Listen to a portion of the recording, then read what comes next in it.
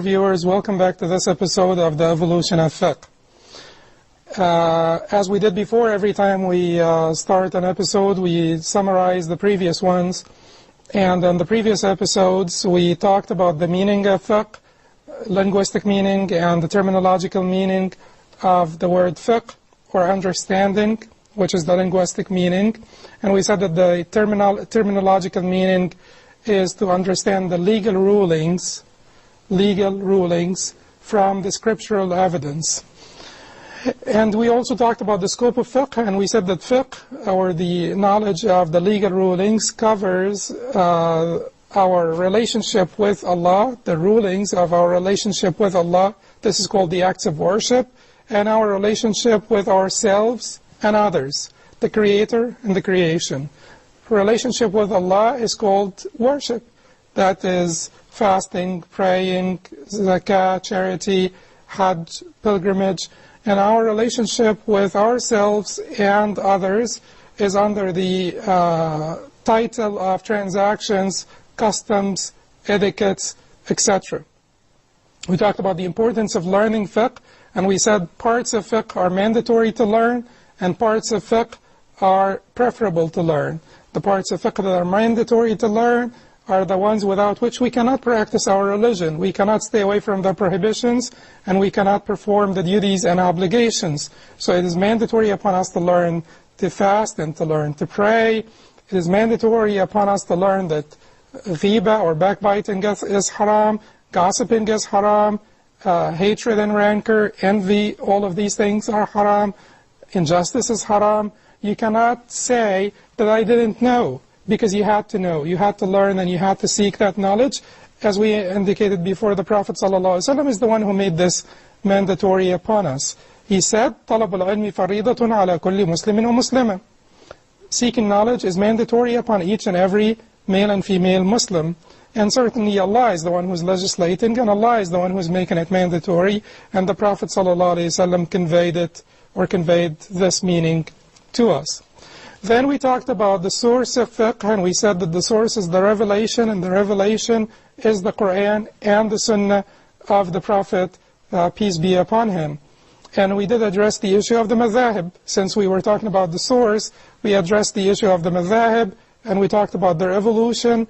We talked about the different scholars, or their students and teachers, and we talked about the position that we should have from the different madhahib, without overlooking that great heritage, and without causing our following of the madhahib to be a divisive force in the ummah, breaking the ummah down into smaller pieces or parts. We then started to talk about an important concept, which is the concept of moderation versus excessiveness, because that's a very important concept. And we said that excessiveness is not the only problem. There is laxity on the other end of the spectrum. Moderation is the center, and there are two sides, far right and far left. And if excessiveness is harmful, laxity is harmful as well. Both are harmful, and we should seek moderation, which is the path of Allah. We did also say that moderation is not to moderate the religion ourselves, but to hold firmly to the moderate religion of Islam that was revealed by Allah unto Prophet Muhammad ﷺ through Jibreel.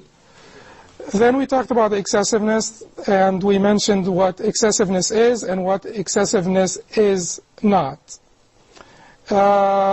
We started last episode to talk about some of the concepts that are important for us to understand and digest, to be able to have a better understanding of the topic of fiqh.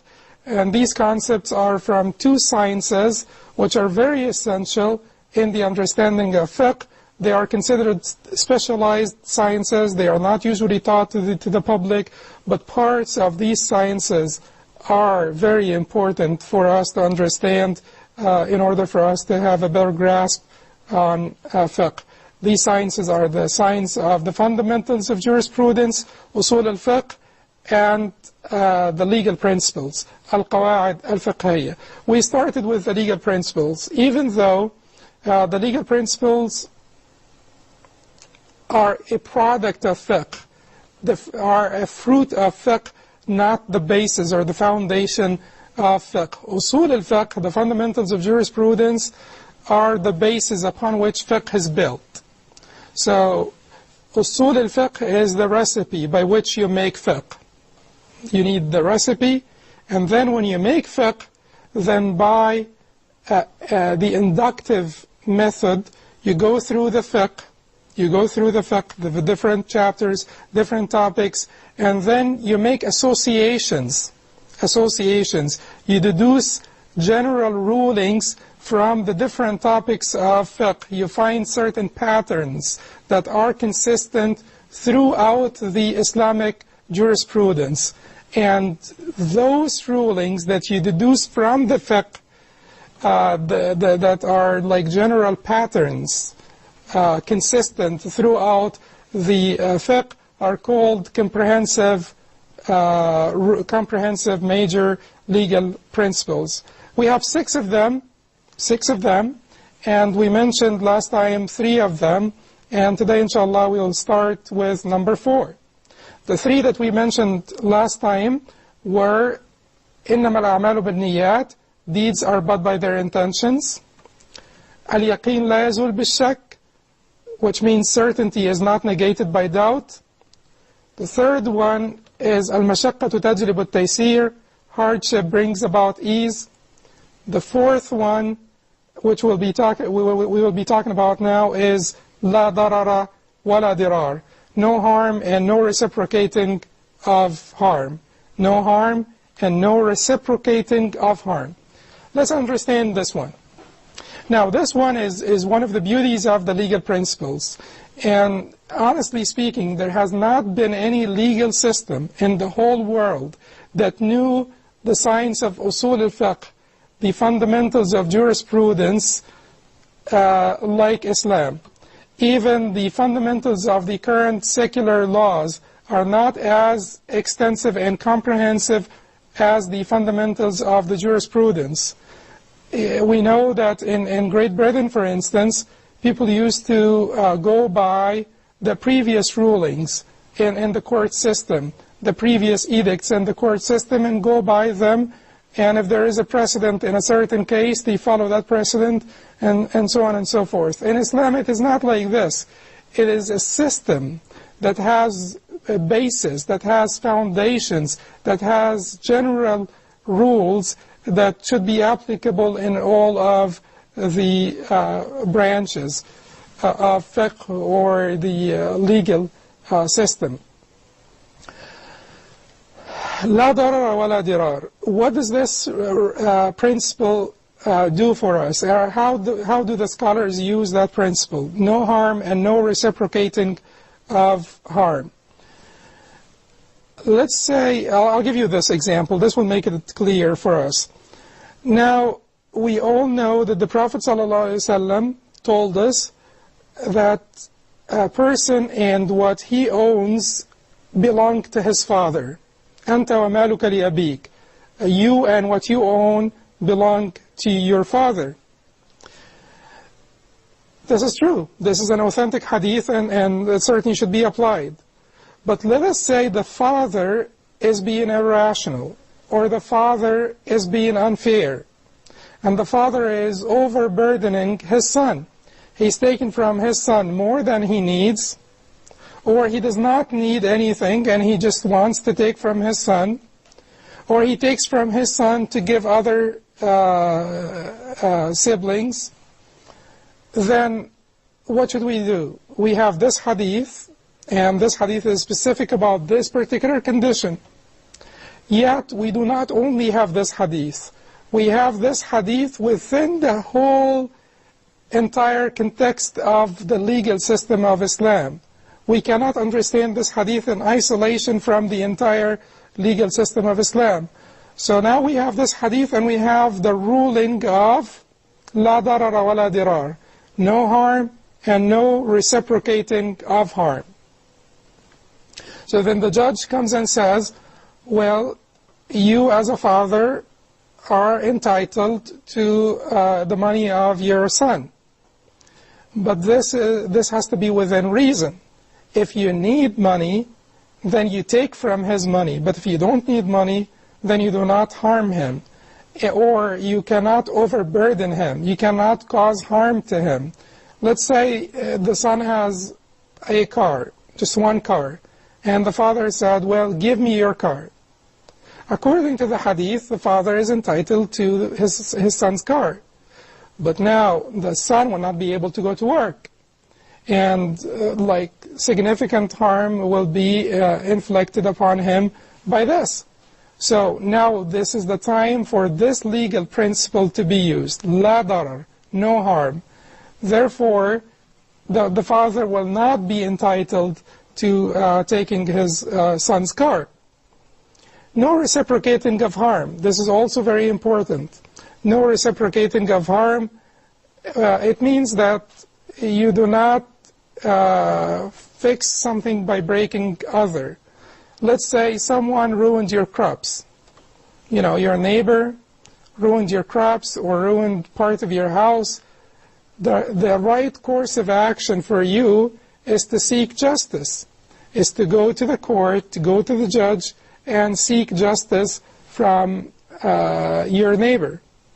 It does not allow you're not entitled to ruining his crops or demolishing his home. Your neighbor hurt your son. You don't go and hurt his son. No reciprocation of harm. It should stop at one point, and you should seek justice, and within the court system, the legal Islamic court system, you will be able to get your due rights. This principle, just like many other principles, shows us the flexibility of the religion of Islam. Certain things were not existent during the time of the Prophet ﷺ. Smoking, for instance, was not existent during his time. So can someone now say that tobacco is okay, it is halal? No, you should not be saying tobacco is halal, because tobacco is harmful. And according to this ruling, and certainly there are many other pieces of evidence on the prohibition of tobacco smoking, but this is one of them. No harm and no reciprocating of harm. Had we had no other indication that tobacco is haram from the Sunnah, the Quran, the consensus, all the other tools that are used in the making of fiqh, we would have used this one legal principle, no harm and no reciprocating of harm, and there should be an agreement between us that tobacco smoking, which results in many types of cancer, many types of diseases, and eventually results in death, must be prohibited, because there should be no harm and no reciprocating of harm. When we come back after the break, inshallah, we will talk about other concepts or other legal principles that are of great benefit for us. Assalamu alaikum wa rahmatullah. Assalamu alaikum wa rahmatullah. Before the break, we were talking about some of the legal principles, and the last one that we were talking about is la darar wa la dirar, no harm and no reciprocating of harm. Now we will talk about another one of the major and comprehensive legal principles, القواعد الفقهية الكلية الكبرى. This one is about customs, traditions, habits of not individuals but of entire nations or the different peoples. Different peoples have different habits, and Islam is for all people. Allah subhanahu wa ta'ala said to the Prophet sallallahu alayhi wa sallam, وَمَا أَرْسَلْنَاكَ إِلَّا رَحْمَةً لِلْعَالَمِينَ. We have not sent you but as a mercy for all mankind. So Islam was meant to be the religion of the Africans, the Europeans, the Asians, the white, the black, the rich, the poor, for everyone. And Islam, very early on in the history of Islam, mixed with different cultures and integrated those cultures in the religion without changing anything in the religion, and without overlooking or ignoring the different cultures of the people. There is certainly room for people to be different. That's the diversity of mankind. That is one of the beauties of Allah's creation, and one of the signs of Allah's greatness, the diversity of mankind. And Islam did accept this fact and did deal with it very beautifully. Customs are to be given consideration. Now, if we make a contract, if I take like a piece of fabric for you to tailor it for me, and we make a contract, whether it's written contract or a verbal contract, or lease my apartment out to you, or my taxi, or whatever, and then we disagree over some of the clauses, the meanings of some of the clauses, or some of the things that we have omitted from the contract or neglected to mention in the contract, the verbal or the written contract. Some of these things result in some dispute between us. How do we solve such disputes? We solve such disputes in the context of Islam, in the context of the scriptural evidence. If there are certain things that are the duty of the person who leases the property, or the owner of the property in Islam, then these will be used. But in many cases, there are certain clauses that cannot be understood except in the context of the customs of the people. The customs of the people. How do they run this business in that city? How do they run this business in that part of the world? Driving a taxi in Cairo is different from driving a taxi in New York. The contracts are different in Cairo and in New York, or other parts of the world. Therefore, we will use the customs, we will use the traditions of the people to understand the meanings of these clauses or of these conditions in the contract. You will also find that sometimes things are considered disliked, or not necessarily disliked, but things are considered to be not preferable, or preferable to stay away from them in certain parts of the world and not in other parts of the world, in certain times and not in other times. And Imam al-Shatibi talks about this issue, and he mentions the fact that in the Western Muslim lands, Libya, Tunisia, Algeria, West Africa, in the Western Andalusia, in the Western Muslim lands, walking out in the street without your head covered is not considered a problem. It is not considered a violation of manlyhood. Whereas in the Eastern Muslim lands, usually they refer to the East Muslim lands, or the Eastern Muslim lands when they talked about Egypt and anything east from Egypt. So in the Eastern Muslim lands, walking out in the street with your head uncovered was a violation of manlyhood. It was not the right etiquette. It was not the right manner. Now, the religion does not say that you have to cover or uncover your head. The Prophet ﷺ used to cover his head. The Prophet used to wear imamah. He used to wear a turban.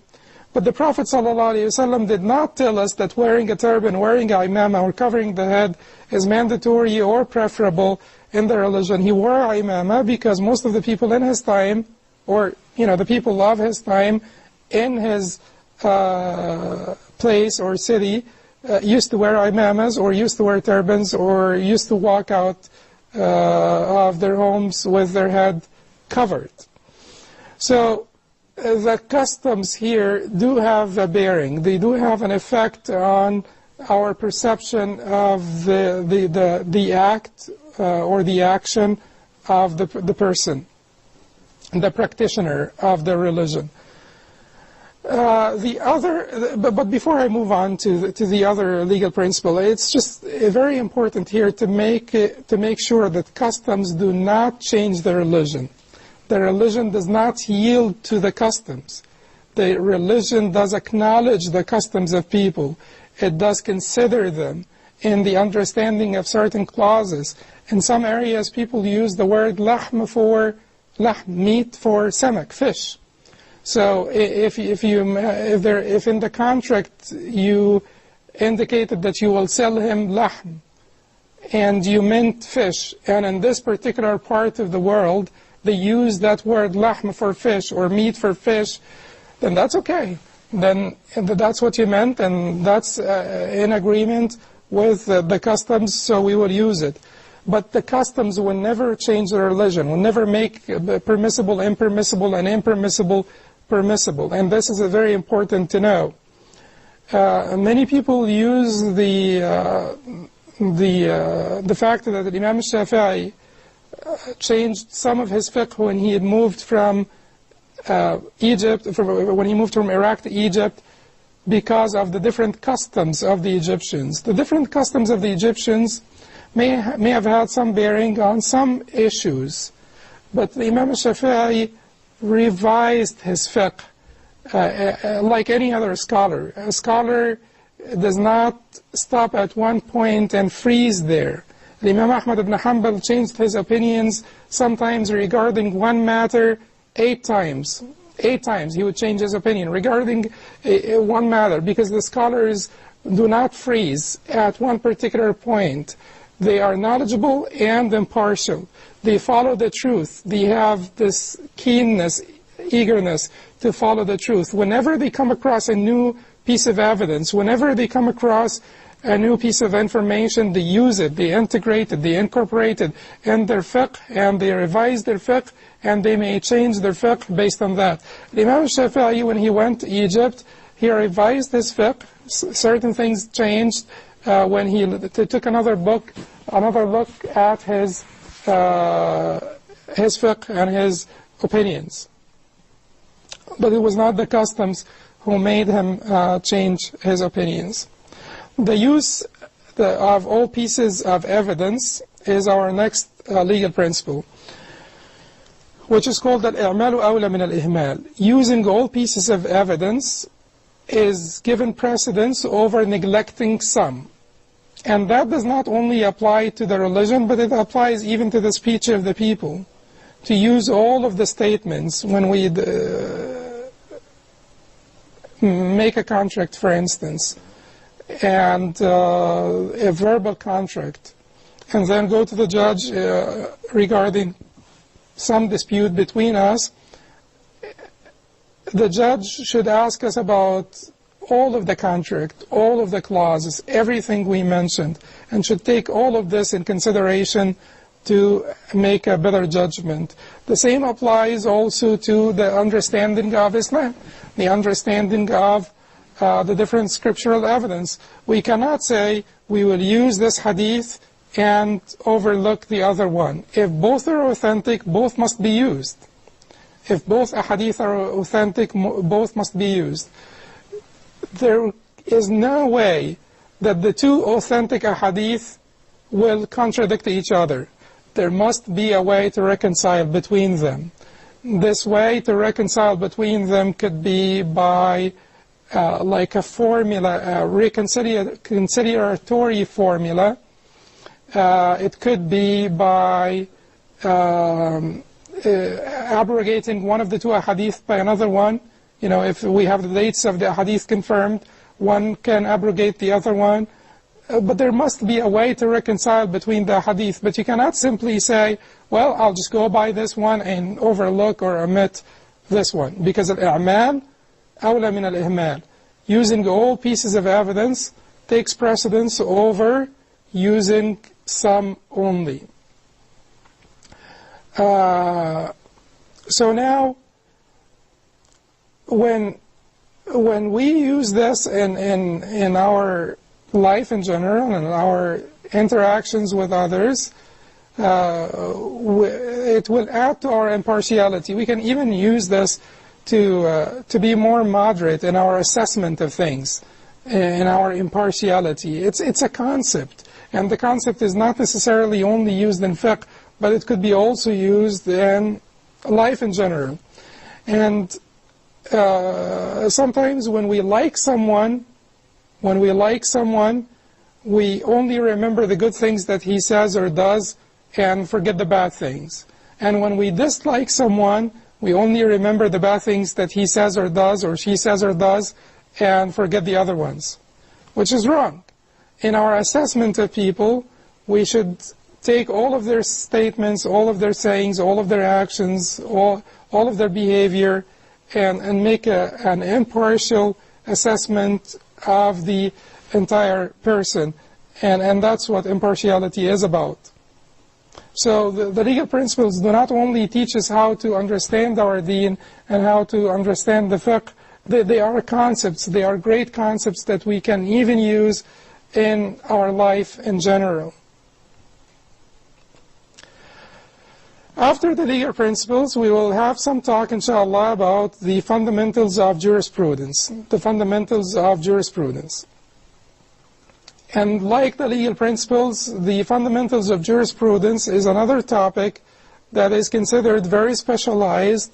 Only the scholars or the students of knowledge are the ones who study this particular topic. But I think that it would be a great idea to get some of the benefits or some of the points that will be beneficial for the common Muslims, for the public, out of these two sciences, and put them in a book that will encompass these points and make it available or accessible for the public, because these are great concepts that are very beneficial, as we said, in our general understanding of the deen and in our life in general as well.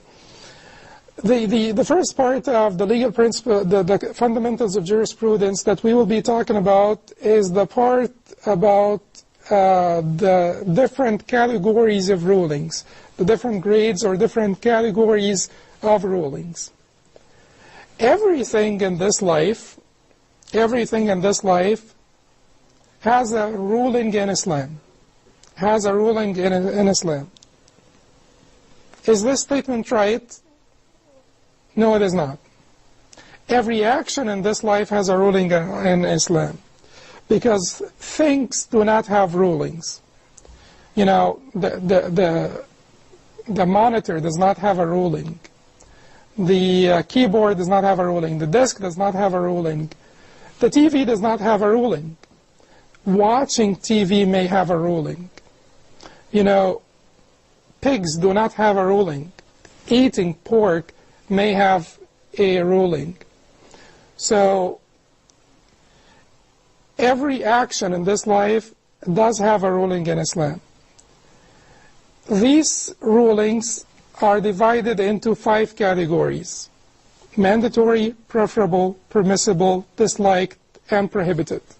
When we come back in the next episode, inshallah, we will go over them and we will have a discussion about the different types of rulings.